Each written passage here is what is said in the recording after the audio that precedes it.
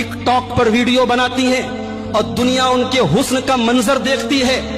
आज मुसलमान घर की लड़कियां स्कूलों और कॉलेजों के फंक्शन में डांस करती है और माँ बाप झूम कर अपनी बच्चियों का डांस देखते हैं। और कोई मना कर दे, कोई समझाए तो कहा जाता है तुम किस दौर की बात कर रहे हो, तुम दकियानूस हो, तुम पुराने जमाने की बात करते हो, थोड़े मॉडर्न बनो।